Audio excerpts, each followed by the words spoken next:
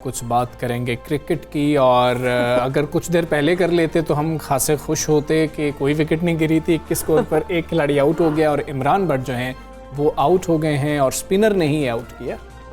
So finally Hamza की favourite topic is here और हमें ज्वाइन किया है स्पोर्ट्स तज्जियाकार इरफान ज़हीर ने।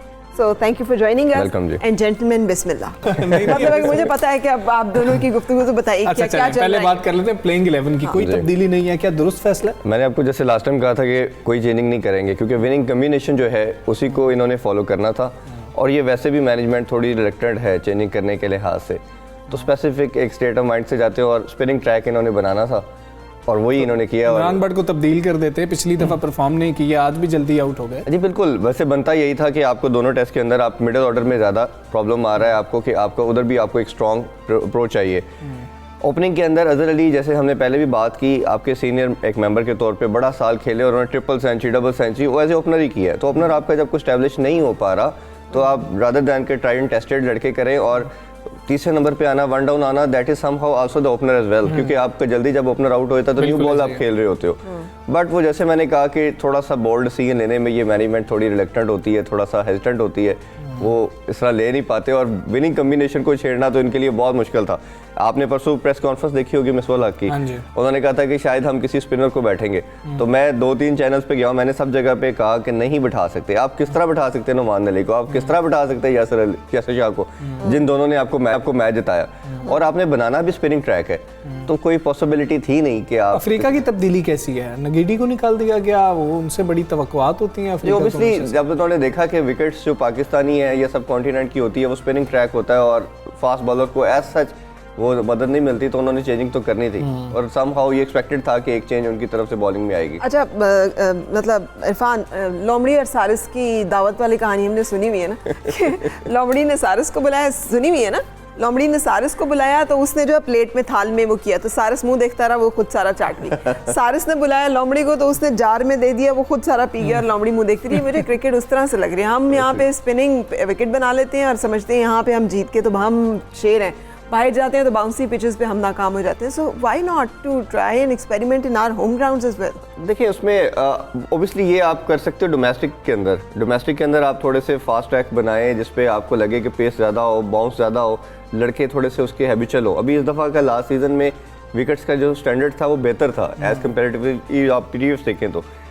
होम सीरीज़ का यही एडवांटेज होता है कि आप अपनी मर्जी की पिचेस बनाएं और दूसरी टीम को ट्रैप करें और ईजिली फिर मैच जीत जाएं।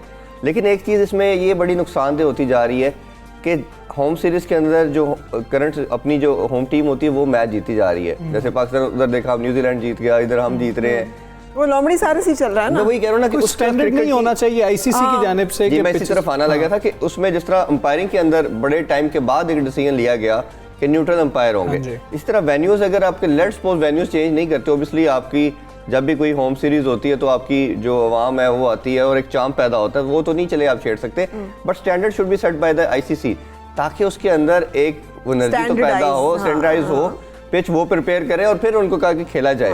अब क्या होता है, होम सीरीज होती है, आपको पता होता है कि इस टीम ने जीत जाना है, वो ट्रैक ऐसा बनेगा, दूसरी टीम सफर करती है और इजीली वो गेम को ले जाती है। बट इसमें आईसीसी की ज़रूर इंटरवीन होना चाहिए और इसको बहुत जल्द उनको कुछ ऐसा मॉड्यूल तैयार करना चाहिए जिसको वो सबके लिए वो एंटरटेनमेंट भी मिले और एक अच्छा हेल्दी गेम भी देखने को मिले। तो ये हमें ये पूरा मैच भी यही नज़र आएगा कि स्पिनर जो है वो डोमिनेट कर रहे होंगे और चौथी जो इनिंग्स है वो बहुत मुश्किल हो जाएगी बैटिंग टीम के लिए, जो कि साउथ अफ्रीका हो सकती है। कराची और पिंडी के विकेट का फर्क नहीं है? जी बिल्कुल है, बिल्कुल है। कराची की जो पिच है वो तो प्योर बैटिंग ट्रैक और ड्राई होता है, क्योंकि जब आपका वेदर गर्म होता है तो ऑब्वियसली विकेट ज़्यादा ड्राई होती है। इधर आप तीसरा दिन है, वेदर वैसे भी ह्यूमिडिटी भी रही है, क्लाइमेट वो ऐसा रहा है कि वो आपका क्लाउडी रहा है, थोड़ी बहुत एक दो बूंदे भी गिरी, तो वो रात को भी थोड़ा सा डिजल हुआ है, तो उससे क्या होता है कि आपकी मॉइस्चर आ जाता है विकेट के अंदर। जब मॉइस्चर आता है तो विकेट के अंदर सीम आपको मिलता है, आपको पेस थोड़ा सा बाउंस भी करता है बॉल और स्विंग भी करता है। तो ये पहले 2-3 घंटे, इसीलिए टेंडेंसी भी यही रही है, यहाँ पर्टिकुलरली एक दिन जो होता है पिंडी के अंदर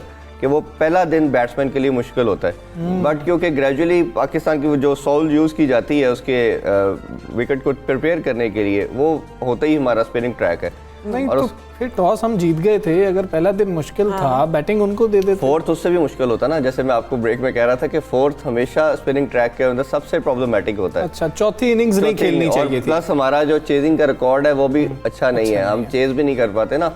चेजिंग के ऊपर आपका 150 जो होता है वो 300 प्लस लगता है, तो इसलिए वो आपको हमें आम हालत में भी 150-300 प्लस लगता है। तो फोर्थ इनिंग्स हमेशा टेस्ट मैच के अंदर किसी भी कंडीशन के अंदर सबसे मुश्किल इनिंग्स खिलाई जाती है, तो उस चीज़ को भी कंसिडरेशन में रखते हुए इन्होंने पहले बैटिंग को, मेरे ख्याल में ठीक डिसीजन है।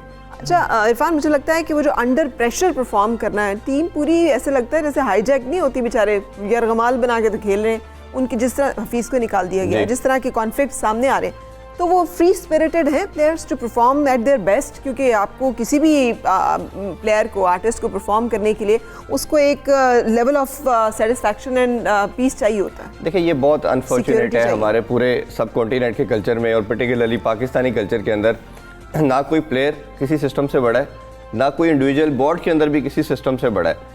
देखिए हमने पहले बात की थी कि जैसे हफीज़ की हम बात करें, एक बात बड़ी र्यूमर चल रहा था कि जो पीएम साहब के साथ मीटिंग हुई, उसके बाद अदर अली की कैप्टनसी गई, उसके बाद आपने मिसबाह हक की चीफ सेलेक्टर का ओहदा गया, अब ये भी कहा जा रहा है, और हफीज़ की बात हो रही थी कि वर्ल्ड कप नहीं खेलेंगे, तो सारे ये कह रहे थे कैसे पॉसिबल हो सकता है, अभी वर्ल्ड रिकॉर्ड बना डाला उन्होंने हाईएस्ट। तो अभी ये सारे सिनेरियो में T10 खेलने से पहले मेरी मुलाकात भी हुई, फिर उन्होंने प्रेस कॉन्फ्रेंस भी की, तो उनका था कि मैं अवेलेबल हूँ। और हफीज़ का अगर हम वैसे भी देखा जाए, वो प्लेयर है जिन्होंने हमेशा हर चीज़ में वो जैसे पेट्रोटिक और वो बड़ी ऊंची प्रोफाइल के साथ, और पैसों के लिए नहीं गए। अब इसमें प्रॉब्लम क्या था, आपको पता चलता है कि आपने NOC जारी किया हफीज़ को कि आप जाके T10 खेलें। अगर आपको लगता है कि पाकिस्तानी गवर्नमेंट और साउथ अफ्रीकन गवर्नमेंट का MOU साइन है कि 3 को सबने आना है, तो हफीज़ तो आपका ट्रैवल कर रहे हैं, 26-27 को ट्रैवल किया है, उससे 2-4 दिन पहले ट्रैवल किया है, तो आप उनको बुलाते, बैठा के उनको कहते जी हमारी ये रिक्वायरमेंट है, बबल में आप 1 या 2 दिन बाद नहीं आ सकते। लेकिन इस तरह का कोई नेगोशिएशन दोनों साइड से हुई नहीं।